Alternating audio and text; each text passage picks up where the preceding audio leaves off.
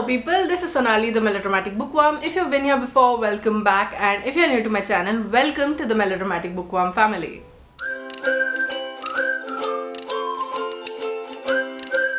I am here today with yet another reading vlog, which I suspect by this time you've seen a bunch of reading vlogs going up on my channel. So here's yet another one, but this time I'm doing this for Valentine's Day.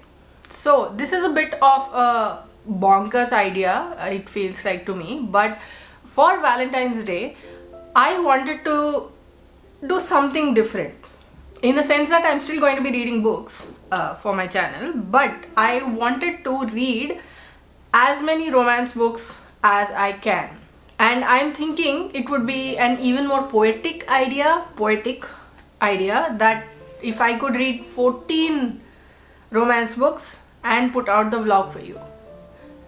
Smart, no? I have a stack of books right here. I mean, I borrowed a bunch of romance books from the library, which I thought would interest me.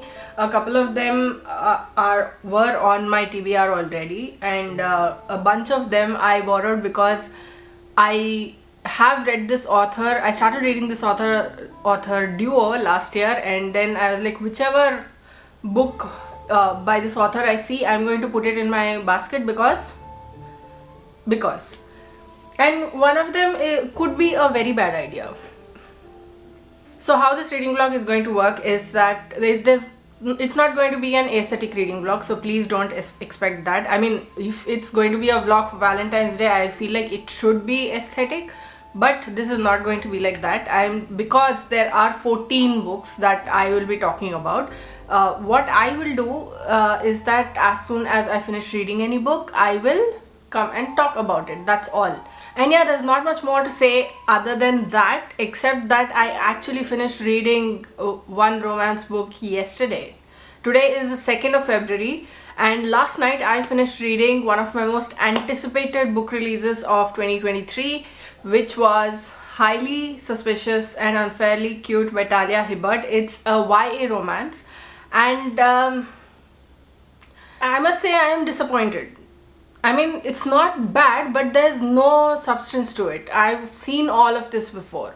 There's nothing new, except for the fact that the main characters, the male main character has OCD, and the protagonists have fallen out a while ago, and then how they are pushed together in a situation that they need to interact, and how they come out of all of this.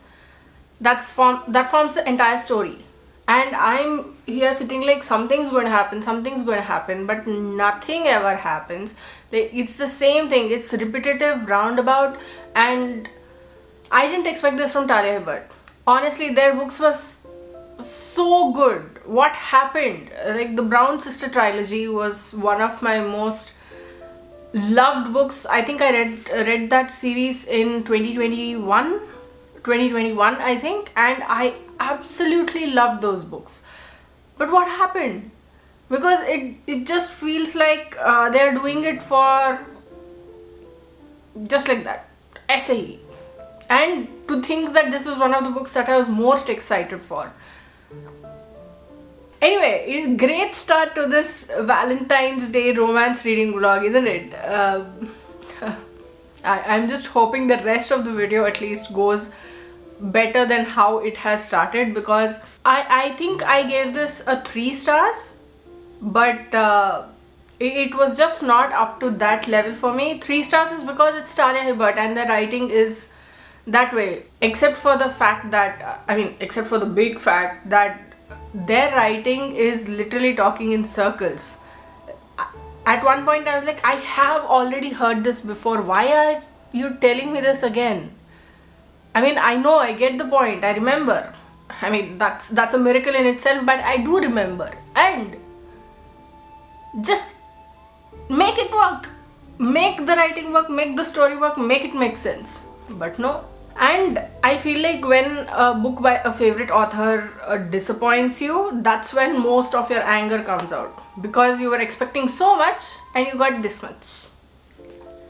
So yeah, now that that's out of the way, I have one down, 13 more to go, but I don't know which one I'm going to pick next. I will check back in the next time I have something to say. I don't know if I should read this first, because anyway it hasn't started great, so why not dig it up even further, right now? Hello, today is the 4th of February, and last night I finished reading this book, Something Wilder by Christina Lauren, and I really enjoyed this because not only is this a romance, but there's also a treasure hunt of sorts, not of sorts, like a proper treasure hunt with all natural obstacles and all in this book. So it just kept me on the edge of my seat. And this is a story of Leo and Lily, who when Lily was 19 and Leo was 22, they meet at Lily's father's ranch, and they fall in love. But things have happened and they have broken up. Cut to 10 years later, and Lily now has a business in which she takes people on fake treasure hunts, like a travel agency of sorts. And she and her friend Nicole, they do this thing, but now Leo has suddenly popped up before her eyes, and they are forced into a situation which they never thought they would be. And how they confront these feelings, how they confront each other, forms this entire story. And this was fun. Confronting feelings is a very difficult thing to do, and especially something that you haven't been in touch with for a long time, but you know is such an important part of you. I feel like these authors have handled it very well. And as a second chance romance, to see their connection grow, to see them working out the problems, to see that what they know about each other is still true, like it's coming in handy now when they talk to each other, when they work out what exactly happened in the past. Because we know what happened from our end, from one perspective. What happened from the other end, that's a different story altogether. And misunderstandings create these huge crevices between people. So this was fun. I loved the treasure hunt. I loved the twists that came. I mean, some of them were they felt a little contrived, but other than that, I really enjoyed reading this. I finished it in one day, 7 hours with breaks. And if you ask me, I'll be like, thank goodness that I read this, because it somehow washed over what the first book did to me. This is the second book that I've read. This is the second romance that I've read. I mean, I was going to read another book. I was going to start another book, which would have been a bad idea perhaps. It would have put me in an even worse mood. But now that I have read this and now I have something positive, I think now I can go and pick that book up. Okay, so today is the 8th of February, and I finished reading just the third book. I don't know what I was thinking, but and I don't know if I will be able to take this any further, but still there's hope, I think. But I finished reading the third book for this whole vlog, and that is The American Roommate Experiment by Elena Amras. And this is the sequel to The Spanish Love Deception, and this follows Catalina's best friend Rosie and Catalina's cousin Lucas, and this whole roommate experiment that they have going. Okay, Rosie's experiment has caved in. Nice. Well, Rosie's apartment has caved in, and she needs a place to stay for the night. And she goes to Lena's apartment, and she is trying to figure out things. But then she thinks that someone is trying to break in. And it is Lucas, who is Lena's cousin. He's in New York for 6 weeks. He's on a sort of a vacation of sorts, and he's trying to get in with the key that Lena has left and has conveniently not told Rosie about it. Maybe because she didn't know that Rosie will be coming in. But Rosie has used a space key, etc, etc, etc. And now this whole sort of meet cute happens, and how they end up living together and what exactly happens in the end forms the rest of the story. Rosie is a romance writer, and she's trying to write her second book. She has left Intech and she hasn't told a lot of people, just Lena, about this. And now how this whole situation comes to her doorstep, how she handles it all, forms this entire story. And surprisingly, this was good.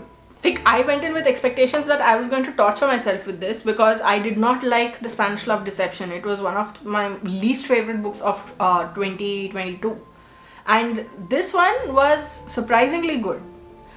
I mean, it still has that extra hammy stuff. It just overdoes it in places. Like, so much poetry, man. Like, who speaks like that these days?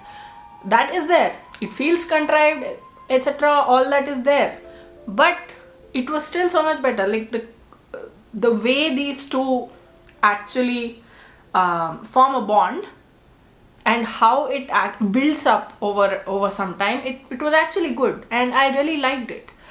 And I've surprised myself by saying this. While I gave The Spanish Love Deception 2 stars because of a lot of reasons, I've spoken about it in multiple videos, it feels like. If you'd like to go check them out, I'll leave one of them here and the rest in the description box below. But this was good.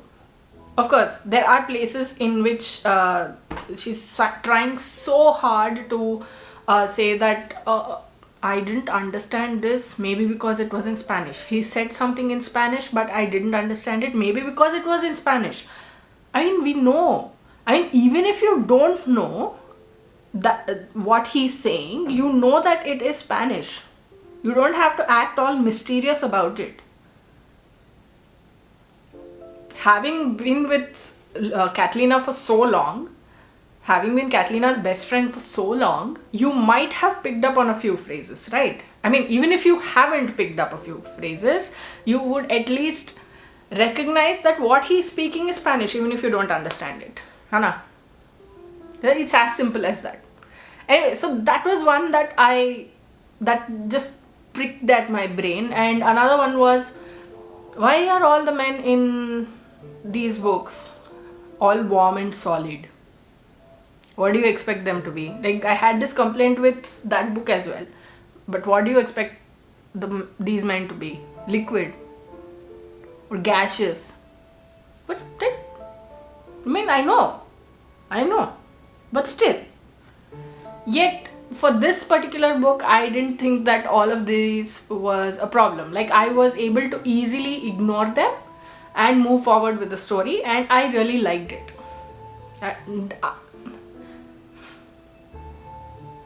And this was a book that I thought, why am I even reading it? But turned out good.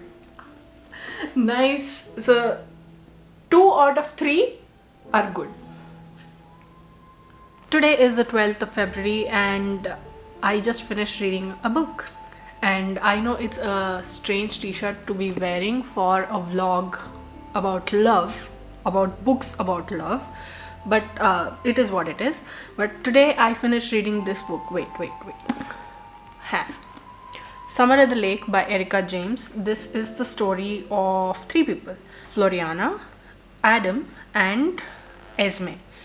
So they happen to meet under tense circumstances in which Floriana she meets with an accident, and Adam and Esme happen to be there and they save her and they start forming a bond.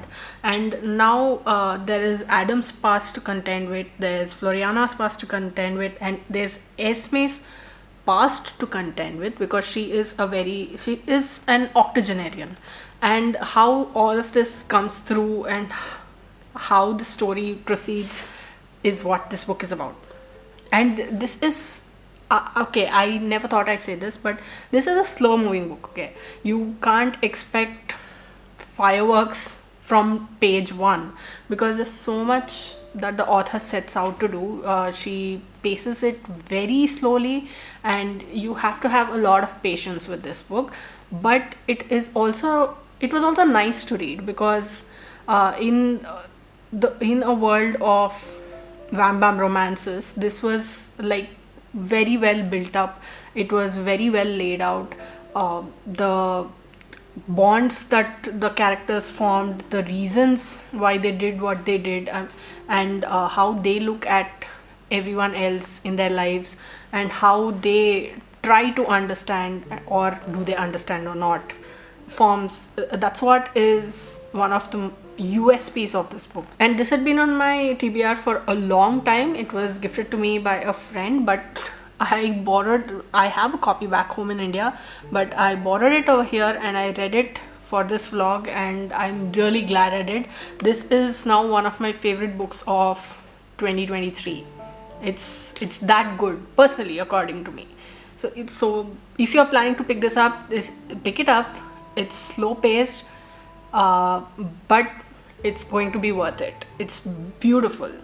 So it's been a long night, I must say, as usual, but it's the early hours of the 13th of February. Yep, again, pulled an all-nighter. I mean, technically, but I just finished reading a novella called The Craft of Love by E.E. Ottoman, and this is a queer historical romance set in 1830s New York. And it follows the story of a quilt maker and a silversmith, and it's very interesting to see how the author has put in so many details into this, because there's so much that's going on. It's not just about the love story, it's also about the societal situations during those times, and the author has taken all of this into account and written a story that's compelling, and it will keep you intrigued till the very end. It's the small details that matter, be it the way the silversmiths make the silverware, and the way the quilt maker makes quilts. So it's basically the story between a transgender man and a cisgender woman, and I really loved it. I found this on a recommendation list and I was like, it's a novella, so let me read this. But this is so much better than what I was expecting it to be. I really enjoyed it. I love the writing. I love what the author has done with the topics in this, be it talking about women working during the early 1800s, discourse about queer people, about transgender people, the whole situation in general, and about how society functions. Of course, there are some details that might not be historically accurate, but there are also some details which might trigger people because of how intense they are and because of what they entail. I just finished reading it about 10-15 minutes ago. So yeah, that was my 5th book for this vlog. I've accepted that I'm only going to read as much as I can and not force myself to read the full 14 books.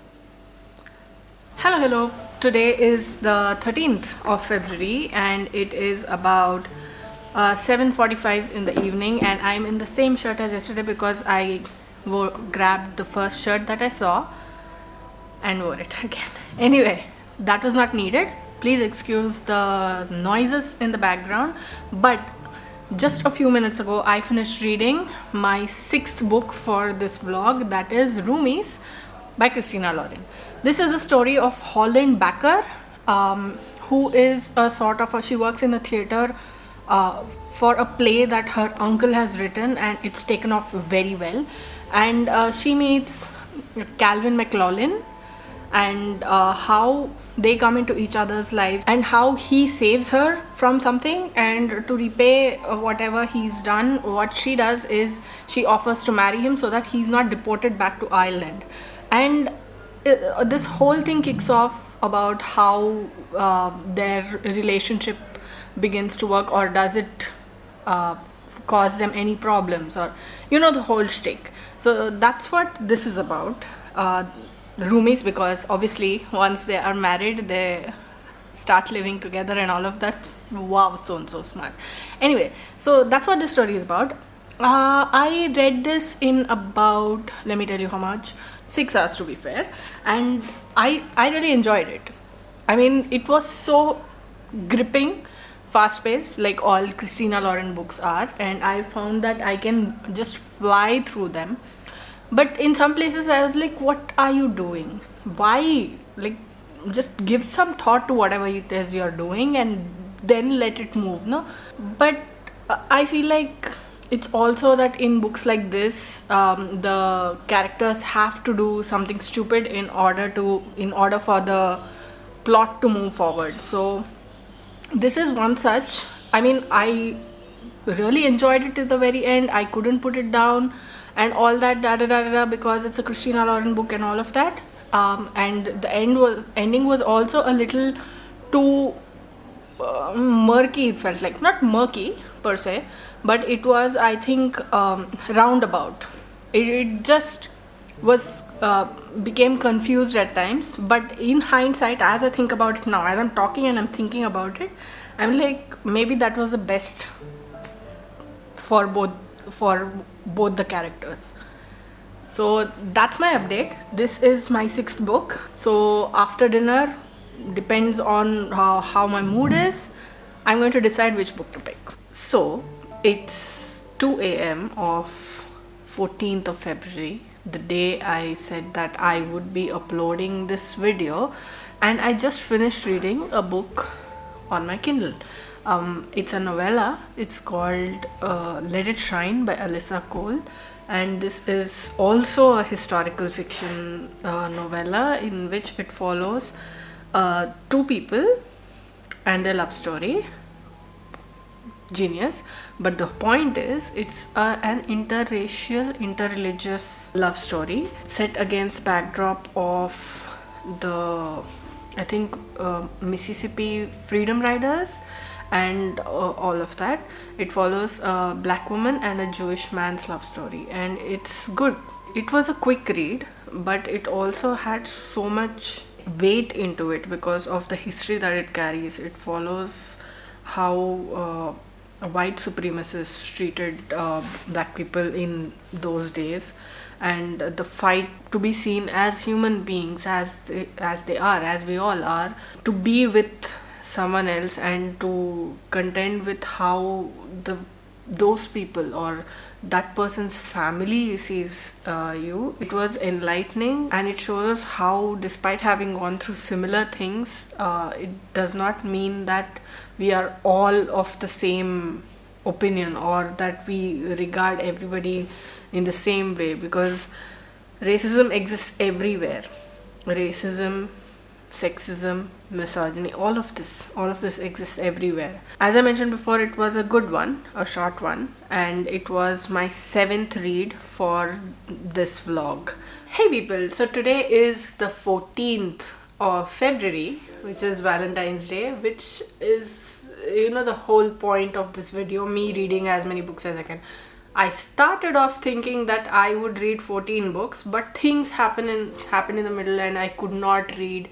But still, I got to reading 8 books, which is great in my opinion, because I found some very nice romance books during this period. And today, just a few minutes ago, maybe half an hour ago, I finished reading a short novella of sorts. It's technically not a novella, but it's a good story. I found it on Kindle. It's called A Marriage Knot by Shobha Mahadevan, and this is a story of Neha and Arjun. Neha has lost her parents. Arjun has lost his dad, but that's not the point. Neha is living with her uncle and aunt. Her aunt doesn't treat her well, but she has grown up to learn a lot of things, and now she wants freedom, because she knows that even though she treats her uncle and aunt with all the respect that she has, she just wants to be free.